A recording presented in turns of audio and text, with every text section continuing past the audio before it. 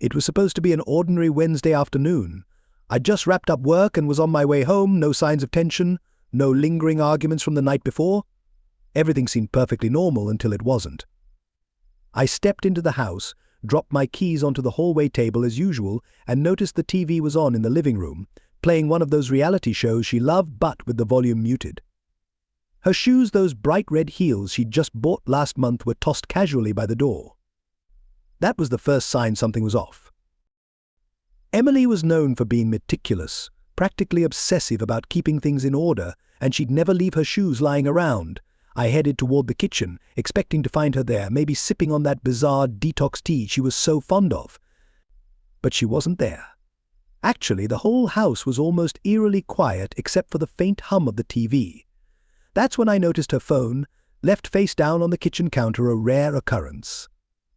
A strange feeling started to settle in, an uneasy tension that gnawed at my gut, but I couldn't yet piece together why. An instinct I couldn't shake kept nagging at me, like an alarm sounding in the back of my mind. I picked up her phone, and the screen illuminated, revealing a single unread message. It was from someone named Nate, a name I'd never heard her mention before. The preview read last night was wild. When can I see you again? The word wild hit me like a splash of ice-cold water. I froze, staring at the screen, my vision narrowing as fragments of the truth started to align in my mind. Last night she'd told me she was staying late at work to meet a sudden deadline. I'd accepted it without question, but now I was rethinking everything. The blood rushed to my ears, my pulse pounding louder with every second. My hand began to tremble, still gripping her phone. Part of me wanted to fling it across the room, smash it into pieces, pretend I'd never seen it. But another part, the part that needed clarity, compelled me to unlock it. Privacy was irrelevant in that moment. My trust was slipping away like sand through my fingers. As I opened the message thread, the truth stared back at me, and it was brutal, a series of texts between her and this Nate guy, filled with flirtations and graphic exchanges I could hardly believe she'd shared with someone else. Photos too, images that would forever be seared into my memory. Before I could fully register what was unfolding, I heard the door creak open behind me. I turned, and there she was, Emily, her hair still damp from a shower, wearing one of my old t-shirts, as if nothing was out of place. She looked at me and smiled, that casual, endearing smile that, in that moment, made me want to punch a wall. "You're home early," she remarked, strolling toward me. I stayed silent, holding up the phone, its screen revealing her hidden secret. Her smile dropped, and her face turned pale. For a few heartbeats, silence blanketed the room, no ticking clock, no background sounds, just her staring at the screen in my hand and me, waiting, though I wasn't sure what I expected. She opened her mouth, closed it, and tried again, her voice wavering as she stammered out a weak explanation. "It's not what you think," she whispered, her voice unsteady but trying to sound composed. She reached out for the phone, but I pulled it away, denying her any chance to hide the truth. "Not what I think," I said, my voice rough, laced with anger I could barely control. "Explain that. Then last night was wild. How am I supposed to misinterpret?" That panic flickered in her eyes, and she responded quickly, scrambling to bridge the gap between us. "Nate's just ... a friend," she said hurriedly, putting a bit of distance between us. "We were out with some co-workers, and things got a little rowdy, but nothing happened. I swear it's a misunderstanding." I couldn't believe what I was hearing. I laughed, more out of disbelief than anything else. "A misunderstanding," I echoed, feeling my chest tighten. "And what part of last night was wild? Sounds like friendly chatter. What were you two doing? Playing Scrabble?" Her expression changed just slightly, a flash of frustration crossing her face as she clenched her jaw. She hated being in a position where she couldn't control the outcome, and I had her cornered. She crossed her arms, adopting a defensive posture. "Look, I told you it was just drinks. Nate has a weird sense of humor, and we were all a little tipsy, that's all. You're making this into something it's not." My jaw clenched, and I forced myself not to snap. "So tipsy people send each other messages about wild nights and making plans to meet up again? Do I look that naive to you?" She didn't respond, couldn't really. Her eyes darted around, as if searching for an escape route or another excuse that might hold. "Why are you acting like this?" she snapped, frustration edging her voice. "It's not like I slept with him." "God, you're overreacting. I'm allowed to have friends. Since when is that a crime?" Those words stung more than I expected, as if she was twisting the blame back onto me, trying to make me the villain for uncovering her actions. I studied her, this person I'd once trusted with everything, now unrecognizable. "Friends," I replied, my tone icy. "So friendly you can't even tell me about him sneaking around for wild nights, lying about working late, hiding your phone, sure. That's just friendship, right?" Her cheeks flushed with anger, her false calm slipping. She was still trying to push back. "I didn't hide anything. You're the one going through my phone like a paranoid control freak. I did nothing wrong."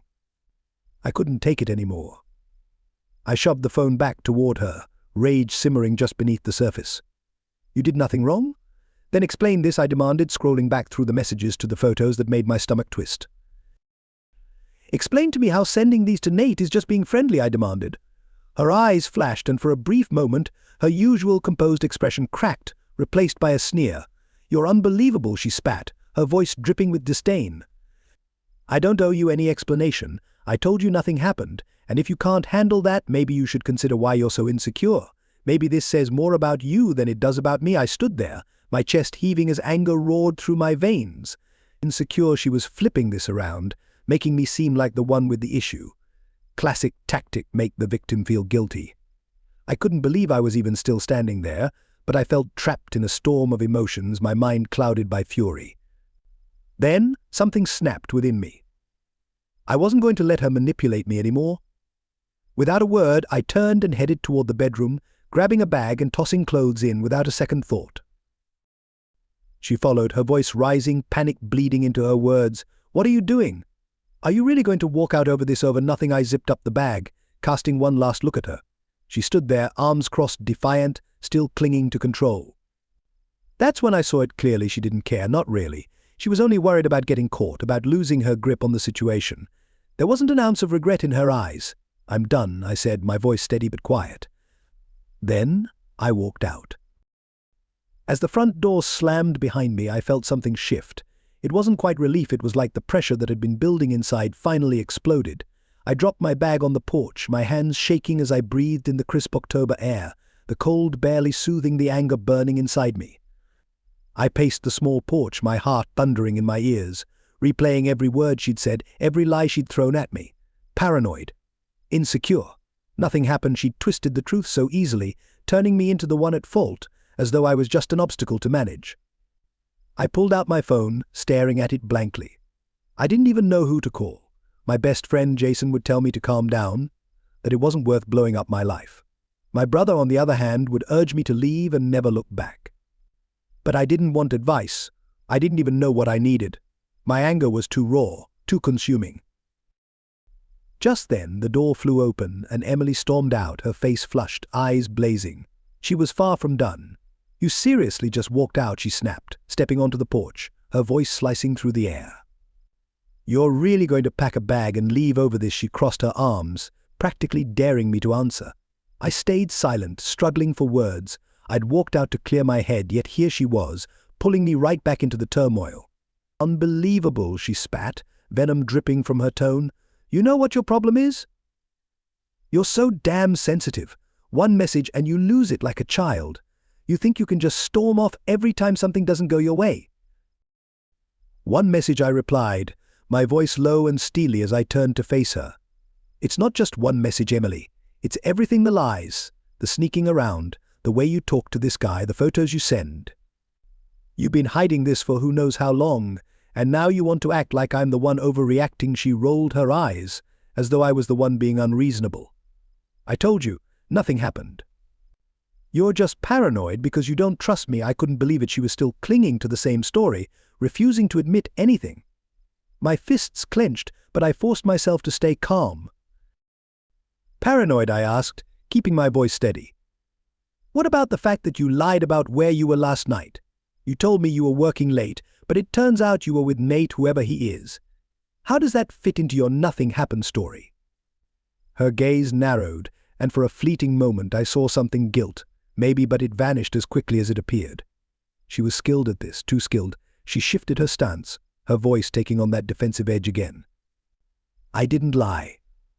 I was out with coworkers, and Nate is one of them. You've even met him at the Christmas party." But of course you don't remember because you never care about my work life. I froze, trying to recall. There had been a guy at the Christmas party, a tall, broad-shouldered guy with a cocky smile plastered on his face. Nate. Yeah, I remembered him now. He'd tried making small talk, even attempted a few lame sports jokes, but I'd brushed him off, figuring he was just some random colleague. I never thought he'd be someone to worry about. But now, everything clicked: the late nights, the phone calls she'd always take outside, her sudden bursts of energy after work drinks. It was him. "So, I'm supposed to believe this is all for work?" I asked, my voice rising despite myself. "That you're out there getting drunk with this guy, texting him late at night, and that's just normal? Do you even hear yourself?" She scoffed, letting her arms drop to her sides as she took a step closer, getting right in my face. "It's called networking, Jake. I'm not going to sit at home every night like you. I actually have a career to think about. Maybe if you weren't so busy sulking, you'd understand that." Her words hit me like a slap. Networking, that's what she was calling it. There was no remorse in her eyes, no apology, only contempt. She was furious, not because she felt guilty, but because I dared to confront her, dared to challenge her behavior. I shook my head, stepping back. "You seriously expect me to believe that? That all those late nights, all those lies, all the secrecy is just about work? Are you kidding me?" Her eyes burned with anger, her control slipping away, and I could see it tearing at her. "I don't owe you a damn thing, Jake," she shot back, her voice seething with venom. "I told you nothing happened. If you can't handle that, then maybe you should just leave.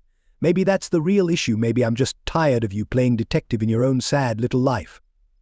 Her words cut deeper than anything else. In that moment I knew it was over. She was tired of me, uninterested. I took a steadying breath, feeling the anger coursing through me, yet aware that continuing this conversation was pointless.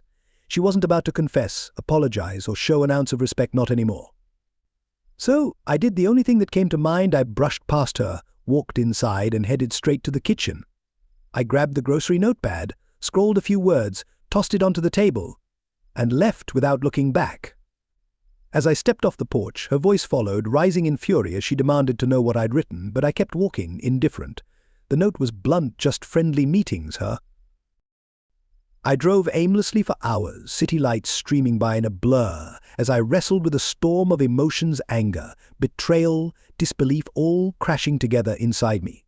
Yet beneath the chaos, a coldness, a finality, began to settle.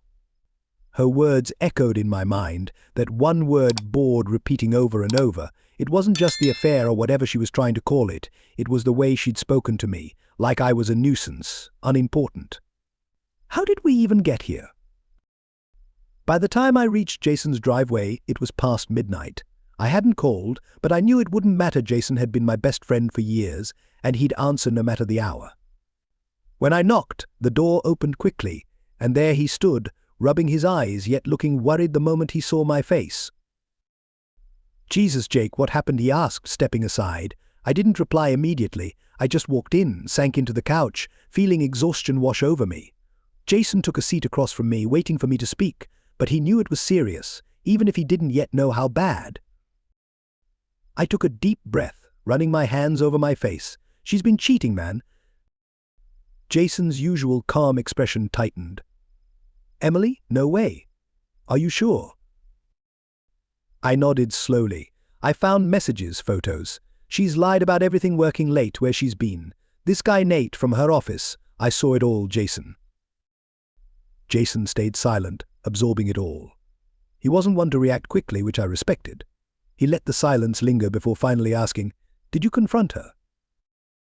I let out a bitter laugh. "Yeah," and she didn't even deny it, not really. She called it just friendly meetings, accused me of being paranoid, said I'm overreacting.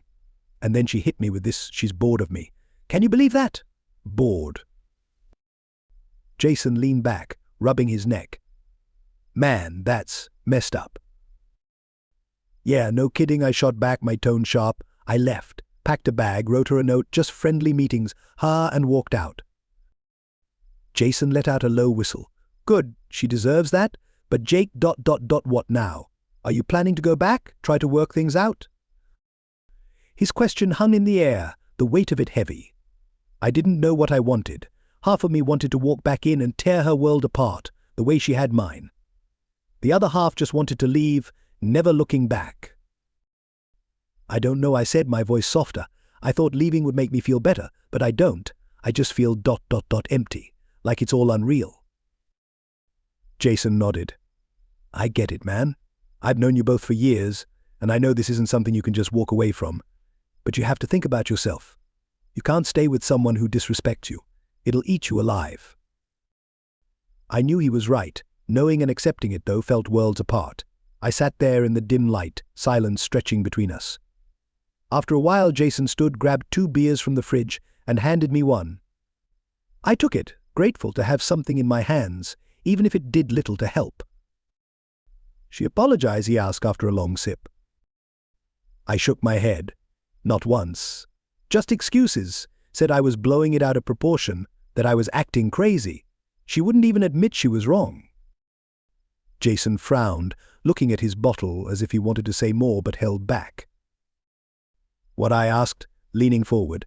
Say it. He sighed, meeting my eyes. Look, man, I think she's been checked out for a while. This Nate guy, he's just the surface. The way she's been talking to you, acting toward you, that didn't start tonight. People don't wake up and decide to become liars and cheaters. This has been building. I wanted to argue, to deny it, to say he was wrong, that things hadn't been this bad. But deep down, I knew he was right. The signs had been there, I just didn't want to see them. I'd let her pull away, make excuses, brush me off.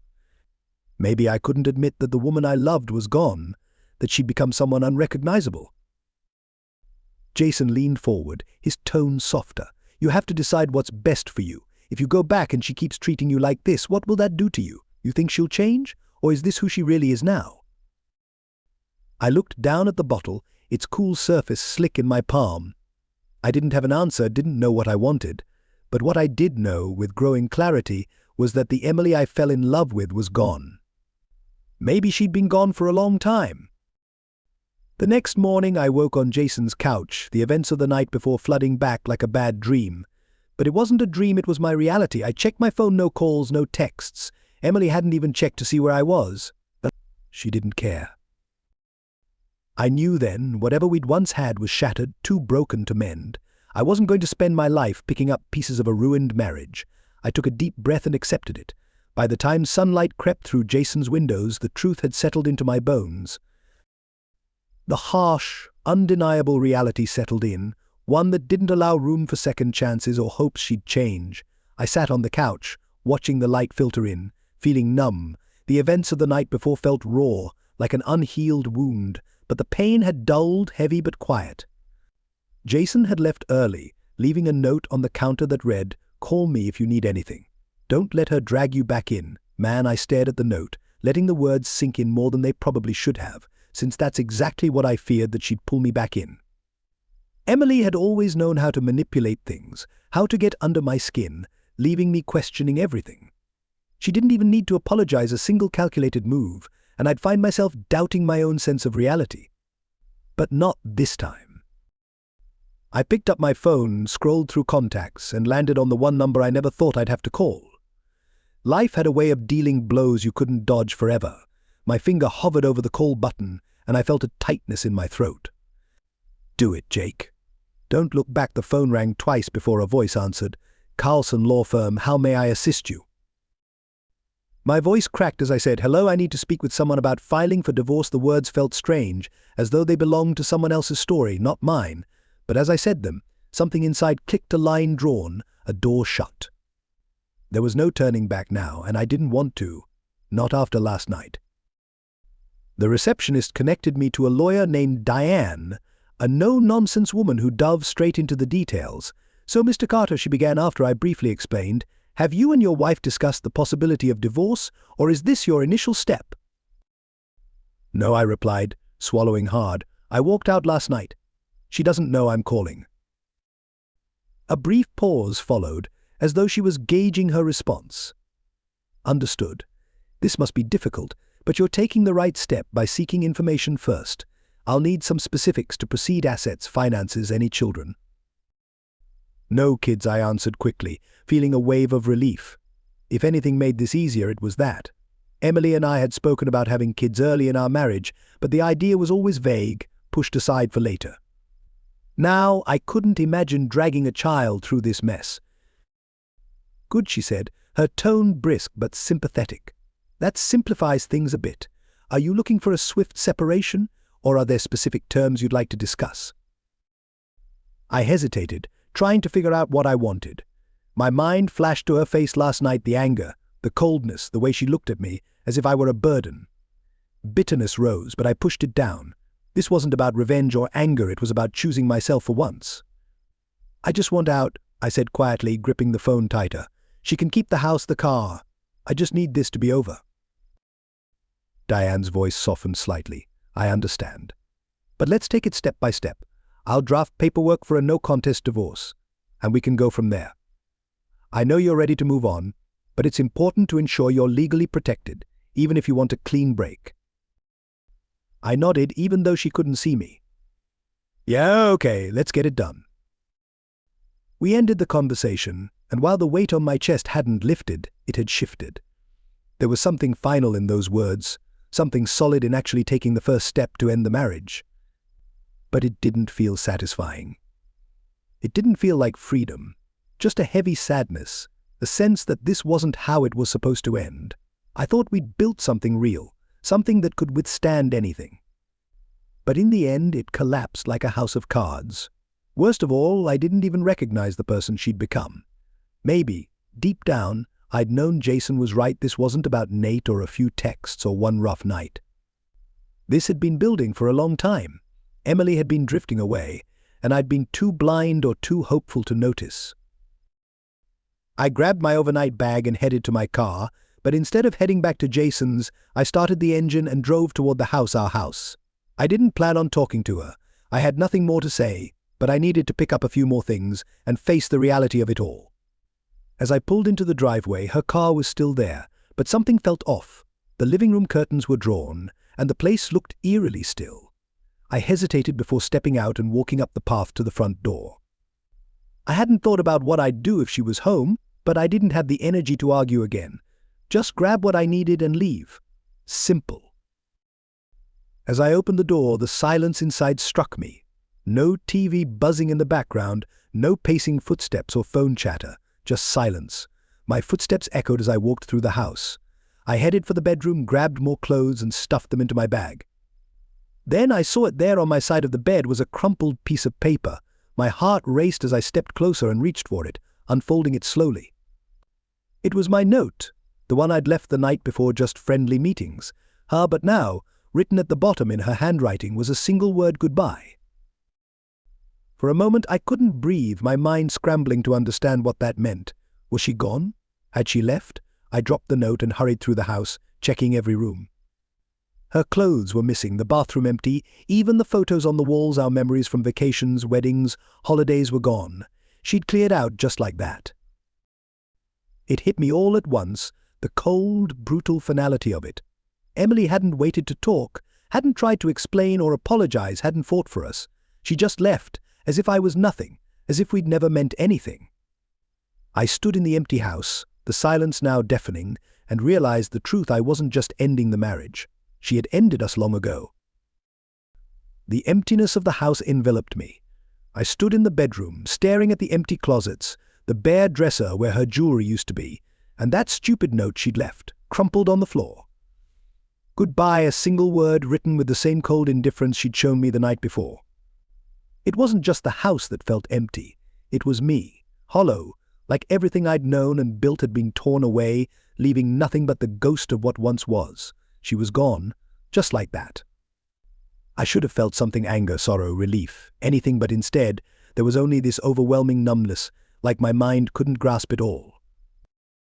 Emily had left, taking her belongings, her clothes, and the last traces of respect she once had for us.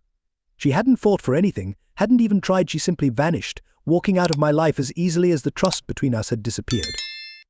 I dropped my bag by the bed and sank down, staring at the floor, trying to process it all.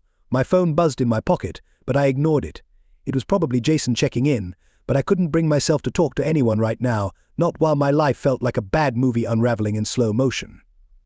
How did it come to this? The woman I'd shared so much with, the one I thought I'd grow old beside, had packed up and left no closure, no words, just emptiness. I couldn't help but think back on all those moments we'd shared, the plans, the little experiences that once felt so meaningful. They seemed like distant memories now, barely real. I got up, feeling trapped, and wandered through the house as if I were a stranger. The living room, where we'd spent so many nights watching movies and debating what to order for dinner, felt foreign. The kitchen, where she used to tease me about my lousy cooking, was now cold and empty, the counters bare. Every room was filled with pieces of her absence, hitting me like a sledgehammer. In the hallway, a photo remained one of the few she hadn't taken.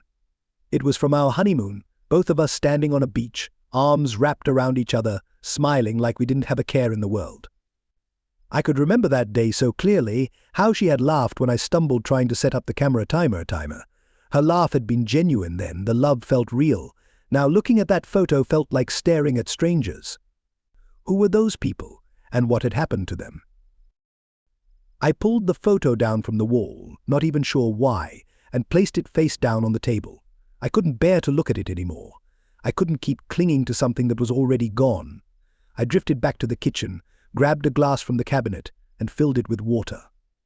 Standing there, I noticed her coffee mug still on the counter from that morning, as if some part of her lingered, a shadow of what used to be. I wanted to hurl it, to smash it into 100 pieces, just to feel something. But I didn't. I couldn't even bring myself to care enough to do that. Instead, I picked up the crumpled note she'd left and stared at it again. That single word goodbye should have hurt, but all it did was confirm the truth I'd been avoiding for too long. This wasn't just about Nate or lies or disrespect. It was about something much deeper. We had been dead long before I found those messages on her phone, merely pretending to be the couple we once were, clinging to the shell of what we used to be. Goodbye wasn't just her leaving, it was the final nail in the coffin of a relationship that had been decaying far longer than I cared to admit. I tossed the note back on the counter and headed outside, needing air, needing space to think. The sun had set, and the cool night air hit me as I stepped onto the porch. For a moment I just stood there, letting the cold clear my mind. I looked out at the quiet street, wondering how life could look so normal when mine had just turned upside down. I sat down on the porch steps, staring up at the stars, trying to remember the last time I had felt genuinely happy in this house. The truth was, I couldn't. Every memory felt tainted now, distorted by the realization that I had been holding on to something that was no longer real. Jason's words from last night echoed in my mind, that this wasn't just about Nate, that Emily had probably been checked out long before. He was right. As hard as it was to admit, he was right.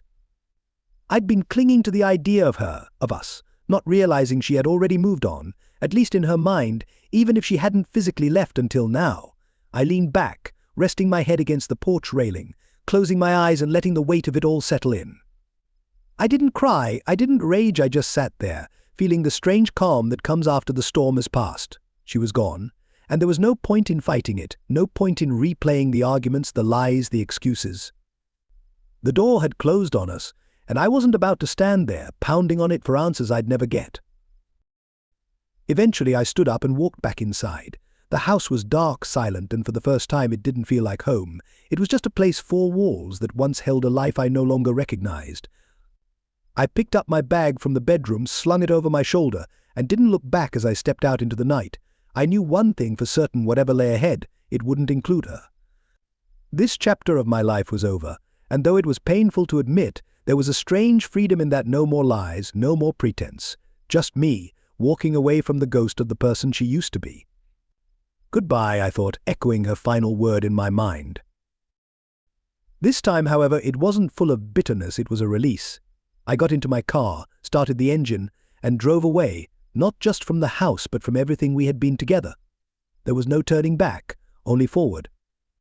As I left that house, I felt as though I was leaving behind not just a place, but an entire life. The street stretched out ahead, endless and empty, with the faint glow of city lights in the distance like another world, one I no longer belonged to. I kept driving, not caring where I'd end up. The silence in the car was overwhelming, yet it was far better than the silence that haunted that house. I had no destination, but my hands gripped the wheel, keeping me moving forward. The last few hours, or rather the last few months, had been filled with lies, accusations, and emotional wreckage, none of which I could fully process. There was no moment of understanding, no cinematic realization that everything would be all right, just a numb, hollow sensation that settled deep in my bones and wouldn't fade. I stopped at a random gas station on the edge of town, the neon lights flickering overhead like some sign from a low-budget horror film. I hadn't eaten since yesterday, and my stomach twisted with hunger. I parked and leaned back in the seat, staring up at the ceiling, trying to remember the last time I felt something other than the crushing weight of betrayal. What now? The question floated through my mind, but no answers came. I stepped out of the car, the cold air hitting me sharply. The dingy station had one of those 24-hour convenience stores, the type that sold stale sandwiches and questionable coffee. I wasn't really hungry, but I walked inside anyway, the fluorescent lights buzzing above. A part of me felt like I was just drifting, going through meaningless motions. The guy at the counter glanced at me without interest, flipping through a magazine. He didn't care, and maybe that was the point. I didn't need anyone to care. This was something I had to face alone. I grabbed a water bottle, paid for it, and stepped back outside, breathing in the chilly night air. The stars were now hidden by clouds, and the cold seemed to cut deeper. I leaned against my car, sipping the water and staring at the dark highway. My phone buzzed in my pocket. I pulled it out, half expecting Jason to check on me, but it wasn't him. It was Emily. I stared at her name on the screen, glowing in the darkness like a reminder of everything that had gone wrong. The last thing I wanted was to hear her voice, to listen to more excuses or fake apologies. I was done with that. Yet a part of me, still tangled in our shared history, couldn't resist. Maybe I wanted closure. Maybe I wanted her to admit what she'd done. Or maybe I just wanted to hear her say something that made sense of this chaos. I answered, keeping my voice steady. What?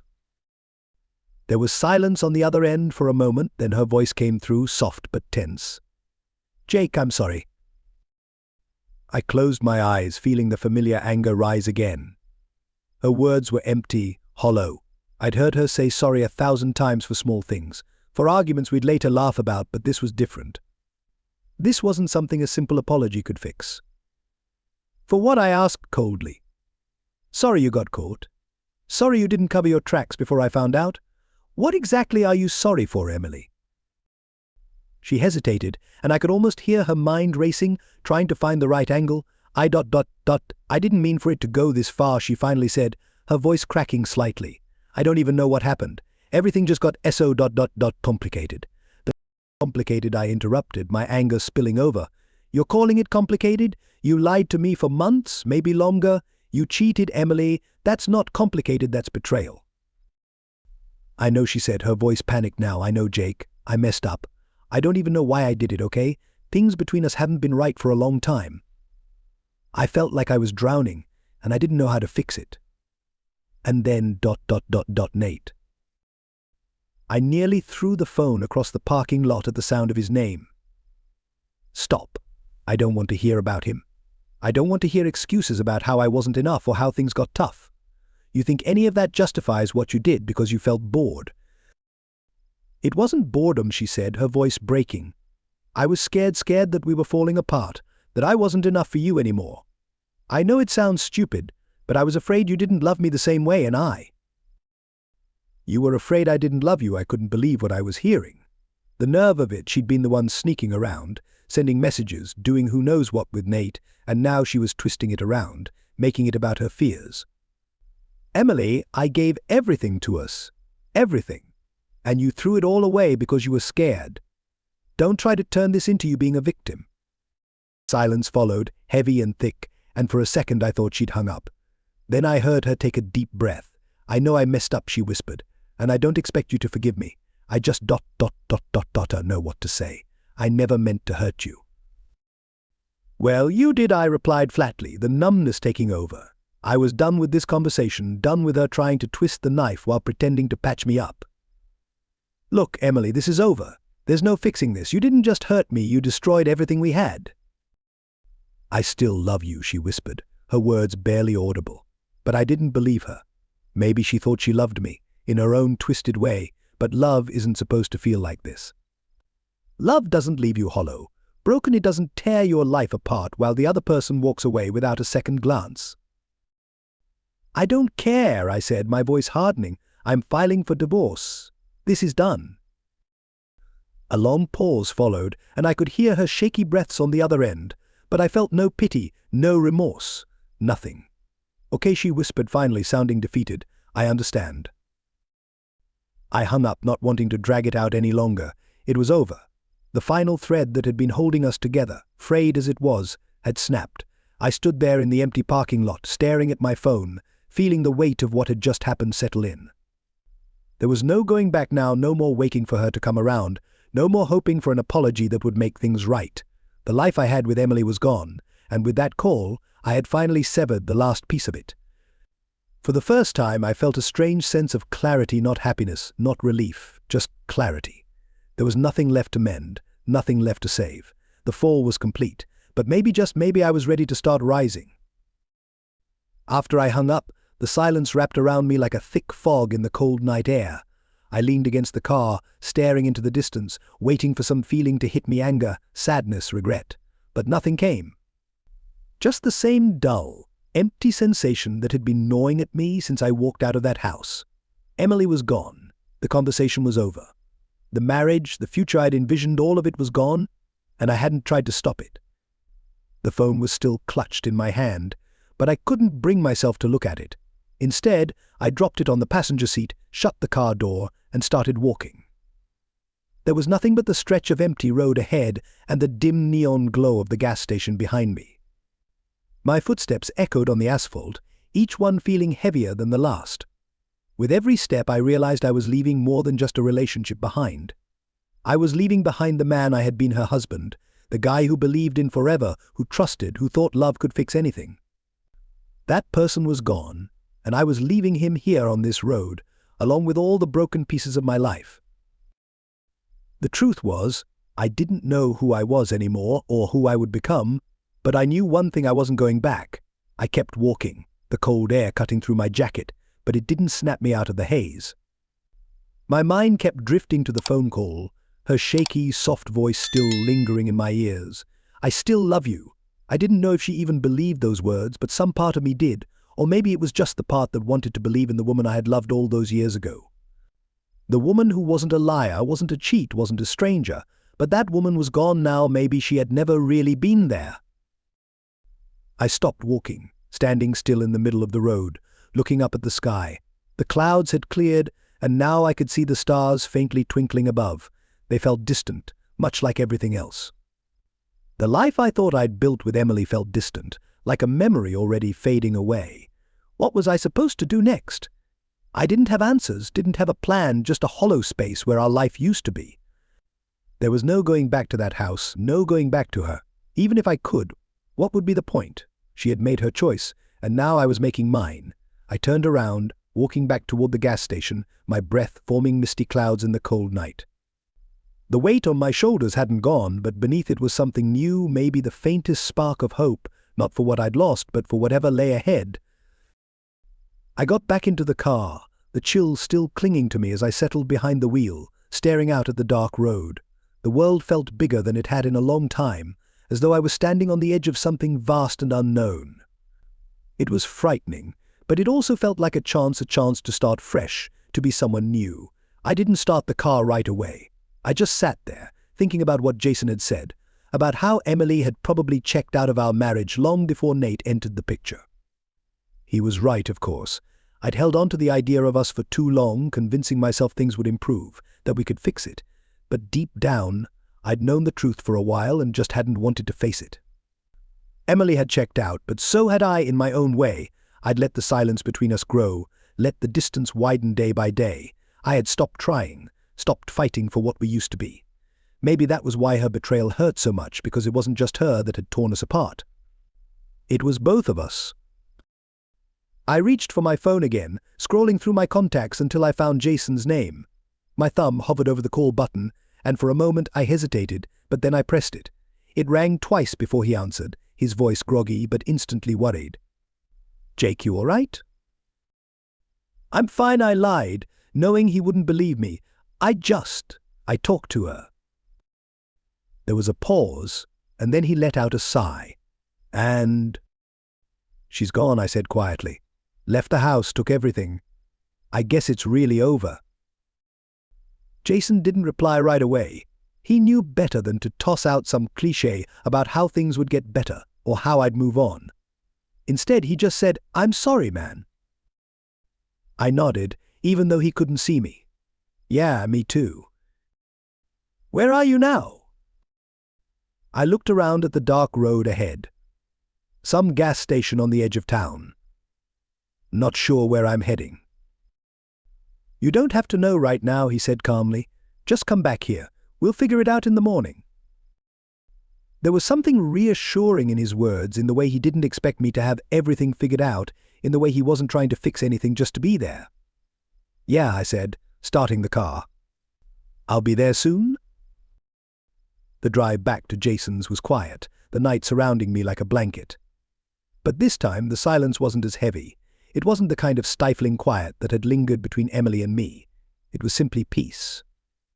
I pulled into Jason's driveway, the familiar sight of his old pickup parked by the house. The lights were off, but I knew he'd be awake when I knocked. That's the kind of friend who was always there, even if you didn't ask. I grabbed my bag from the car and walked up to the door, knocking softly. A few seconds later, it creaked open, and there he was, eyes tired but full of understanding. "Rough night?" he asked, stepping aside to let me in. "You have no idea," I muttered, dropping my bag by the door. We didn't say much after that. Jason handed me a beer, and we sat on the couch in silence, the TV flickering in the background, some late-night rerun neither of us really watched. For the first time in a long while, I didn't feel the need to fill the silence. I knew the road ahead wouldn't be easy. There would be the divorce, the lawyers, the splitting of everything we'd built together, and then there'd be the long, slow process of figuring out who I was without her. But for now, sitting here in the quiet with a friend who understood, I felt something I hadn't felt in a while, not happiness, not relief, but the faintest glimmer of hope. The first rays of sunlight began peeking through the blinds, cutting through the darkness that had filled the room. I sat there, slouched on Jason's couch, the empty beer bottle resting on the floor beside me. I hadn't really slept, my mind racing all night, flipping through memories, regrets, and endless what-ifs like a broken slideshow. But as the light crept in, something shifted. The darkness that had clung to me for days, weeks, even months was finally lifting. Not completely, not all at once, but just enough to let me breathe again, enough to see a possible way forward, however unclear it still was. Jason was still asleep in the armchair, his head tilted at an awkward angle. I couldn't help but chuckle quietly. He had stayed up with me all night, never once pushing me to talk about more than I was ready for. I didn't feel worthy of a friend like him, but I was incredibly grateful. He didn't need to say a word, his presence was enough. I wasn't alone in this. I got up quietly, slipping out onto the small porch in front of his house. The morning air was crisp, the early chill biting but refreshing. For the first time in what felt like forever, I stood still, letting the quietness of the world around me settle in. No chaos, no screaming thoughts, no texts from Emily, no lies hanging over me like a storm cloud, just stillness. I leaned against the porch railing, looking out at the empty street as the sky turned from a deep purple to a soft blue, the promise of a new day slowly arriving. In that moment I realized something. I'd been so wrapped up in everything I'd lost that I hadn't even considered what I might gain. Yeah, it hurt. Everything about this situation hurt. The betrayal, the lies, the coldness of that last conversation with Emily, it had torn me apart in ways I wasn't even sure how to fix. But standing here, with the first light of day warming my face, I knew that for the first time in a long time, I had control over something, my own life. The marriage was over. Long before I discovered those messages, Emily had left in every sense, physically and emotionally, and there was no way to reclaim what we had once been. What I finally understood now, though, was that this wasn't just the end of us, it was the beginning of me. I had been shaped by that relationship for so long, defined by the love we had, by the fights, by constantly struggling to keep things from falling apart, that I had forgotten who I was beyond it. But now, with nothing left to cling to, I was free to rediscover that, to start over. The thought wasn't as daunting as it had seemed last night. It didn't feel like a weight on my chest or a knot in my stomach. It felt like a challenge, an opportunity. For the first time since all of this began, I could see beyond the pain. I pulled out my phone and started scrolling through my contacts. Emily's name was still there, but this time I didn't pause on it. I scrolled past it, past the memories, past the heaviness of what she'd done, and stopped on someone else, my sister Hannah. We hadn't spoken in a while, mostly because I had been too focused on my own life, too consumed with Emily and trying to hold everything together. But now I needed to reconnect with people who mattered, people who were real, not just hollow remnants of what used to be. I dialed her number, and after a few rings she picked up, her voice thick with sleep. "Jake, what time is it?" "Early, sorry, I wanted to talk." I hesitated, unsure of where to start. A lot's been happening. There was a moment's pause, and then her voice softened with worry. "Are you all right?" I took a deep breath, feeling a bit of the weight from the past few months begin to ease. "No, but I think I will be for the next hour," I talked. Not just about Emily or the betrayal, but about everything, how I'd felt trapped for so long, how I'd been losing myself without even realizing it. Hannah listened without interrupting, just letting me unload all the thoughts and feelings I'd been holding back. When I finally stopped, she spoke with a gentleness I hadn't felt in a long time. "Jake, I've known something was wrong for a while. I didn't want to push, but I could sense it. I'm sorry you had to go through this alone, but you don't have to anymore."